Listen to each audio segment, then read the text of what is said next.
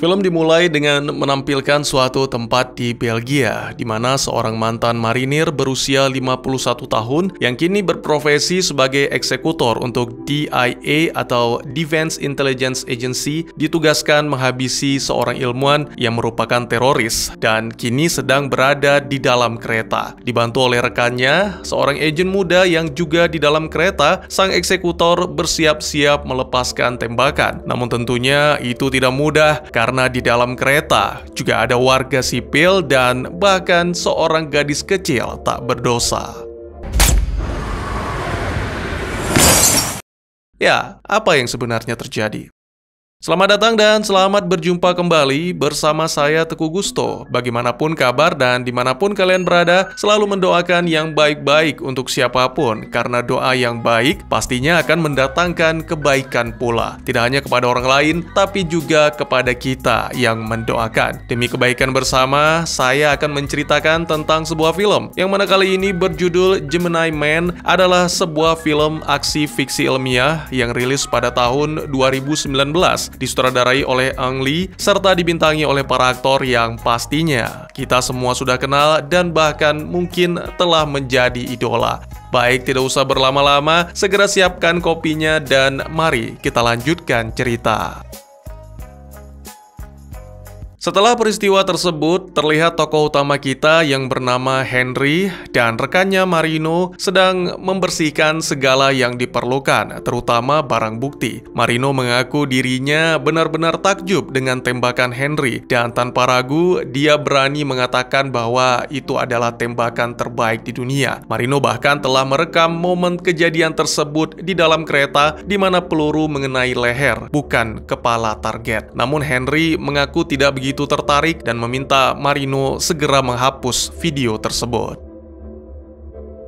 Beberapa hari kemudian, Henry terlihat mulai kembali ke kehidupan normal yang sepi di Buttermilk Zone. Dia mendapat kunjungan dari atasan sekaligus teman bernama Del. Pada momen ini, Henry mengaku bahwa tembakannya meleset dan nyaris mengenai gadis kecil di dalam kereta yang mana kemungkinan disebabkan oleh faktor usia. Selain itu, Henry juga menjelaskan 72 eksekusi yang telah dilakukan mulai mengganggu hidupnya. Oleh karena itu, jalan terbaik adalah pensiun.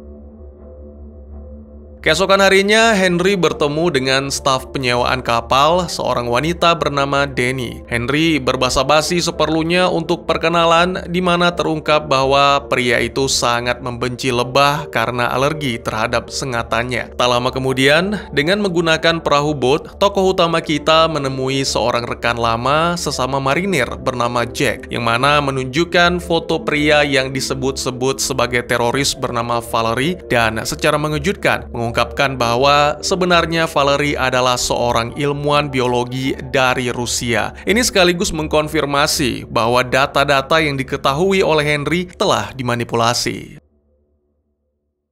Di tempat lain, ditampilkan dua direktur yang sedang berbincang. Salah satunya adalah direktur DIA, Janet, sedangkan yang satunya lagi mantan marinir yang kini menjadi direktur proyek rahasia Gemini bernama Clay. Keduanya sedang membicarakan tentang bocornya data-data Valerie, yang mana mengharuskan mereka untuk mengeliminasi Henry. Clay sebenarnya memiliki seorang agen yang mampu melakukan tugas tersebut, namun Janet menolak karena lebih percaya terhadap timnya. Kembali ke Henry yang masih merasa khawatir setelah melihat drone yang sepertinya sedang memata-matai. Tak hanya itu, di perahu bot Henry menemukan pelacak yang tersembunyi. Lalu setibanya di dermaga, dia pun segera menghampiri Denny, menuduhnya sebagai agen. Tentu saja Denny membantah hal itu karena dirinya hanyalah seorang mahasiswi kelautan yang sedang magang. Merasa tidak enak, Henry pun meminta maaf dan mengajak Denny makan bersama di sebuah kafe. Pada saat petang, keduanya pun bertemu. Henry dengan manis menyerahkan bunga disusul dengan berkas-berkas menerangkan identitas Denny yang sebenarnya. Ya, tak mampu lagi berkelit, Denny pun mengakui bahwa dirinya adalah mantan angkatan laut yang beralih menjadi agen DIA ditugaskan untuk mengawasi Henry. Setelah makan malam, keduanya membicarakan tentang pensiun, di mana Henry mengatakan bahwa jiwanya mulai terganggu dan tak mampu lagi melakukan pekerjaan sebagai eksekutor.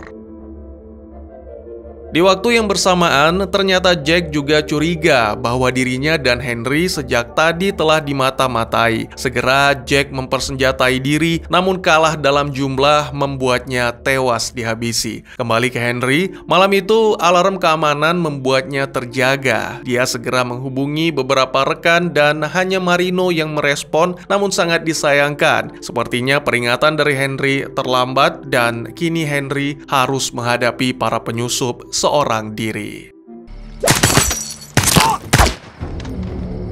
Selanjutnya Henry mendatangi kediaman Danny dan ternyata wanita itu telah bersiaga dengan pistol di tangan. Tak banyak yang bisa dijelaskan, tapi karena Danny tidak tahu menahu tentang para agen yang datang, maka kemungkinan besar setelah Henry mereka akan menghabisi Danny. Dan oleh karena itu, keduanya harus bekerja sama untuk melarikan diri.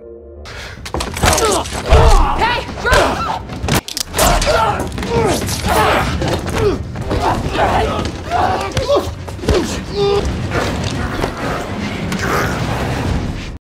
Terungkap bahwa Janet lah yang mengirim para agen itu, dibuktikan dengan gigi seorang agen yang dicopot secara paksa oleh Danny agar mau mengaku. Henry memperingatkan bahwa dengan melakukan pelarian ini, maka mereka akan meninggalkan segalanya. Namun Danny sama sekali tidak ragu, wanita itu membuang ponselnya dan mereka pun segera pergi menggunakan perahu bot. Kegagalan Janet dalam menyingkirkan Henry membuat Clay mendapatkan kesempatan melalui proyeknya yang bernama Gemini. Clay berjanji akan mengerahkan senjata baru yang mampu menaklukkan Henry. Kembali ke jagoan kita dan Danny, kini mereka tiba di suatu pulau terpencil untuk beristirahat sekaligus merawat luka-luka akibat pertarungan. Bukanlah hal baru bagi Henry diburu musuh ataupun sekutu, tapi hanya ada satu teman baik yang tidak pernah berkhianat. Dia adalah Baron, pria yang tak lama kemudian datang bersama pesawatnya dan segera menawarkan tempat yang aman untuk bersembunyi. Beberapa waktu kemudian ditampilkan Dale yang sedang berada di sekolah anaknya. Dia terkejut karena menerima telepon dari Henry dan bersumpah tidak terlibat dengan apa yang menimpa Henry. Dale menjelaskan bahwa Jack dan Marino telah tewas serta menginformasikan tentang kerjasama Janet dan Clay dan kebenaran tentang Valerie yang sebelumnya bekerja dalam proyek Gemini. Henry benar-benar kecewa atas kebohongan Dale. Kemudian dari Danny, Henry mendapatkan sedikit informasi tentang Gemini merupakan perusahaan swasta yang bergerak di bidang militer. Juga tentang Clay yang mana diketahui bahwa dulu Henry dan Baron pernah bekerja untuknya dan juga pernah mencoba merekrut Henry dan Baron kembali saat proyek Gemini akan dimulai. Beberapa waktu kemudian, ketiganya tiba di Kolombia. Henry membagikan pengalamannya saat pertama kali direkrut oleh Clay untuk menghilangkan rasa takut terhadap air. Henry pernah ditenggelamkan hingga nyaris mati, baru kemudian diizinkan bergabung. Keesokan harinya, Henry terbangun karena merasakan ada yang tidak beres. Seseorang yang misterius mengendap-endap memperkuat dugaan tersebut, sehingga segera memberitahu Danny dan Baron untuk waspada. Sementara Henry sendiri akan memancing si penyerang agar mengejar.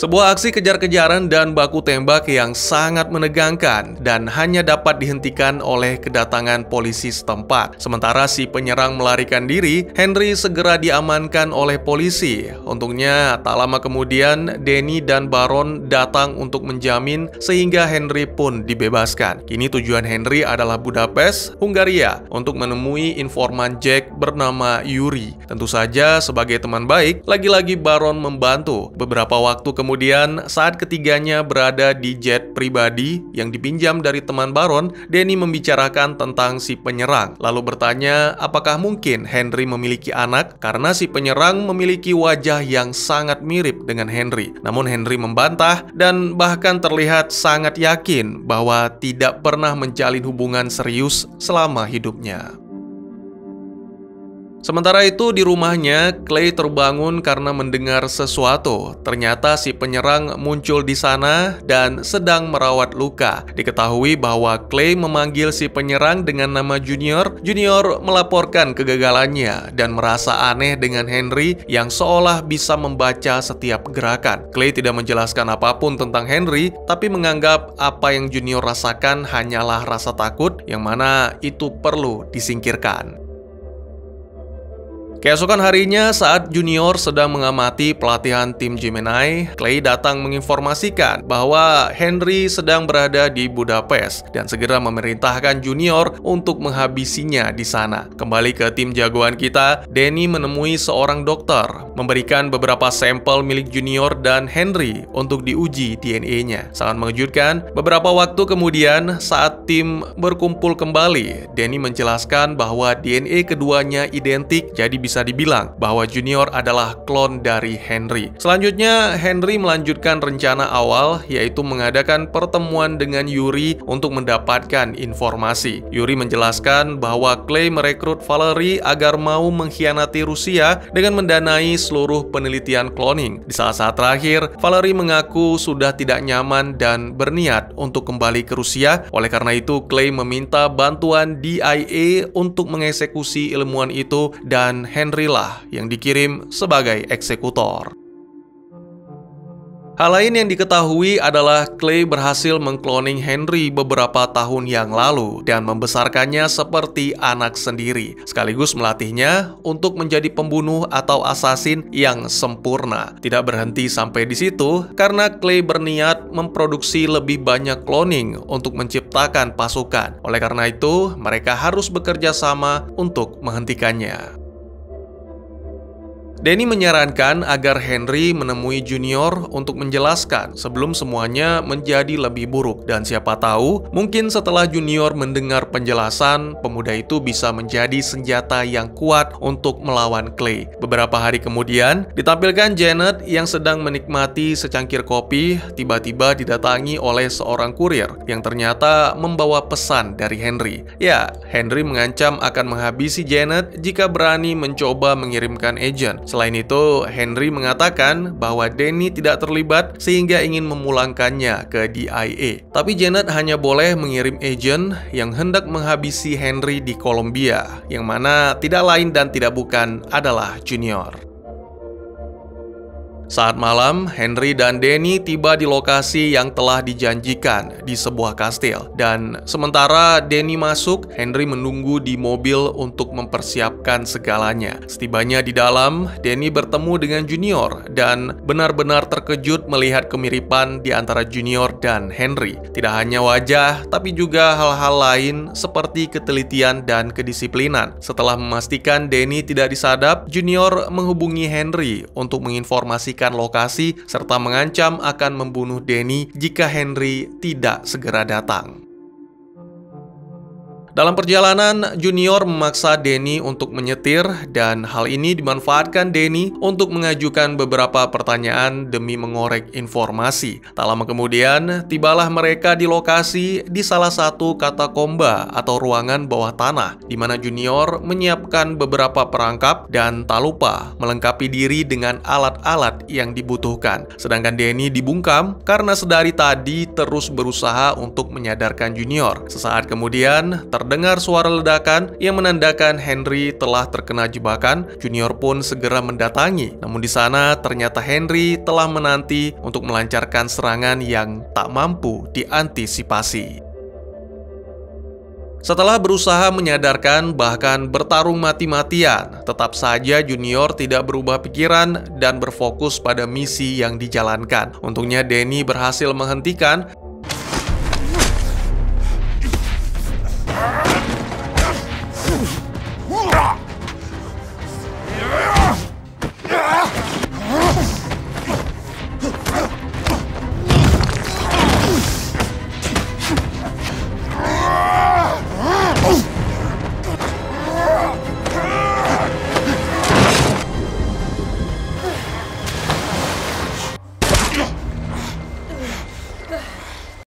Lalu setelah keadaan aman, segera wanita itu membawa Henry yang terluka ke mobil Baron dan memberikan perawatan seadanya. Henry mengatakan bahwa kini saatnya mereka memburu Clay di gedung Gemini, sementara Clay sendiri bertemu dengan Junior, dan di sini Junior mengungkapkan segala yang mengganjal di hati setelah mendengar semua penjelasan dari Henry bahwa Junior adalah klon yang diciptakan di laboratorium. Tentu saja Junior marah karena Clay telah menutupinya selama ini. Tak bisa lagi mengelak, Clay pun menjelaskan rencana sebenarnya, yaitu menjadikan Junior seorang prajurit hebat, bahkan lebih sempurna daripada Henry. Oleh karena itu, Junior diminta untuk tetap kuat dan menyingkirkan segala keraguan.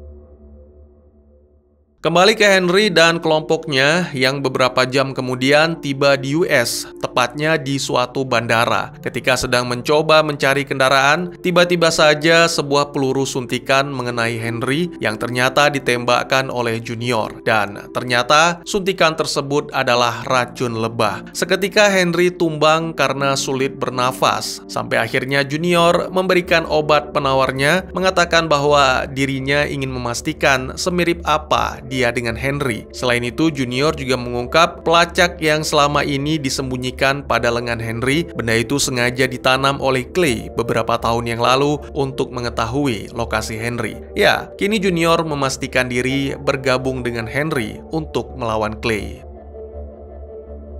Dalam perjalanan, Henry membagikan beberapa kisah dalam hidupnya, mulai dari tentang orang tua sampai dengan perkenalannya dengan Clay, yang mana menjadi awal Henry menjadi eksekutor. Henry berharap Junior bisa keluar dari situasi ini dan memulai kehidupan yang lebih baik. Lalu tiba-tiba saja Clay menghubungi, meminta Junior menjauhi Henry karena sesuatu yang besar akan terjadi.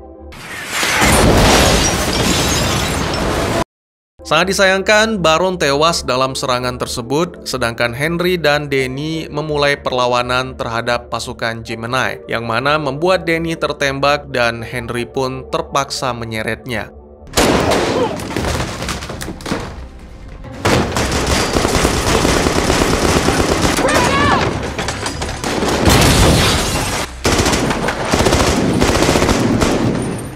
Sementara Junior sendiri berhadapan dengan ayah angkatnya, Clay, untuk menghentikan serangan tim Gemini. Namun Clay menolak dan terjadilah baku hantam yang tak terduga.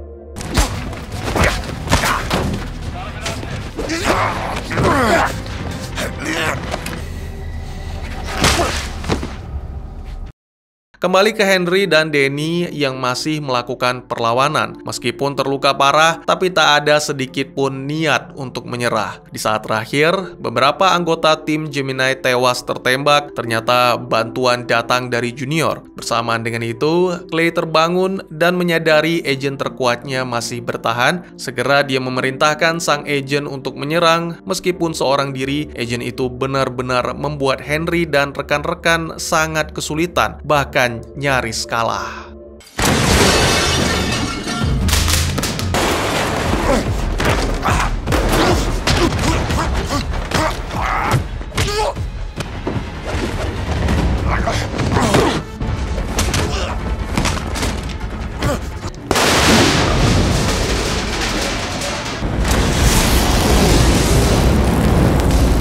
Setelah menerima tembakan berkali-kali, sangat mengejutkan, ternyata si agen terkuat juga memiliki wajah yang mirip dengan Henry, yang artinya agen itu adalah klon. Bersamaan dengan tewasnya agen itu, Clay mendatangi mereka, mengatakan bahwa dia hanya ingin memiliki prajurit sehebat Henry dan menyempurnakan lagi, menjadikannya tak merasakan apapun. Dengan ini, maka tidak ada lagi prajurit yang harus mati di medan tempur dan dunia akan menjadi lebih aman. Tentu saja Henry tidak setuju karena klon itu sama saja dengan manusia yang juga memiliki perasaan. Merasa marah, Junior segera mengarahkan senjata ke Clay dan mengucapkan selamat tinggal. Namun Henry menghentikan sekaligus meyakinkan bahwa Junior tidak layak melakukannya, dan kemudian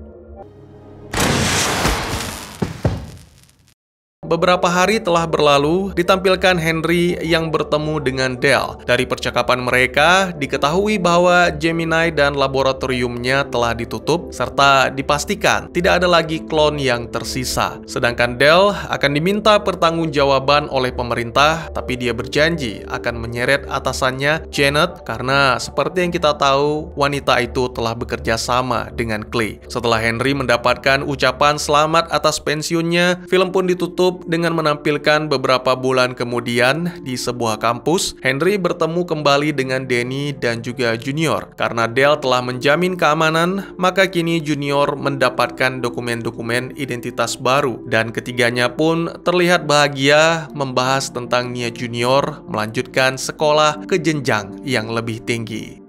Dan tamat.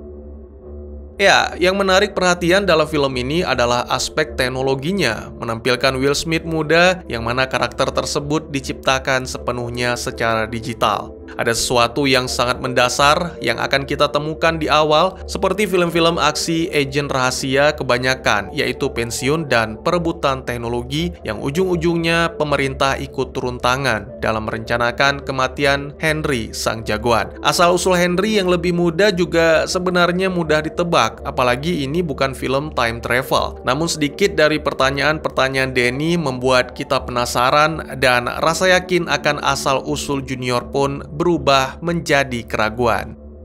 Bagian yang agak nyesek dalam film ini, terutama bagian akhir, adalah cukup banyak potensi yang disia-siakan. Fakta bahwa Clay telah mengkloning beberapa Henry secara rahasia dan melatih mereka sebagai pasukan pribadi bisa menjadi twist yang keren. Tapi film ini malah memainkan ceritanya terlalu sederhana. Ketika semuanya terungkap, itu hanya memberikan jalan bagi adegan di mana antagonis mengakui ketidakberadaan pasukan tersebut. Twist lainnya yang mungkin bisa terjadi adalah tentang asal-usul Danny yang agak misterius. Ada adegan di mana Danny bereaksi secara tidak nyaman ketika ditanya bagaimana jika kamu bertemu dengan dirimu sendiri yang lebih tua. Tentunya ini bisa menjadi kesempatan twist membuat Danny sebagai klon dari kepala DIA. Tapi ya, ini tidak terjadi dan sangat disayangkan. Melihat banyaknya sifat yang sama antara Henry dan Junior, Henry memutuskan untuk melarang Junior membunuh Clay, lalu memikul tugas itu sendirian. Hal ini mengubah arah cerita, menunjukkan Henry menyadari bahwa Junior bukanlah mesin pembunuh tanpa perasaan. Inilah kesalahan terbesar Clay karena mengira versi Henry yang paling baik adalah Henry yang tak berperasaan. Padahal masalah sebenarnya bukanlah pada perasaan atau trauma, tapi karena tidak mendapat arahan yang benar dalam hidup.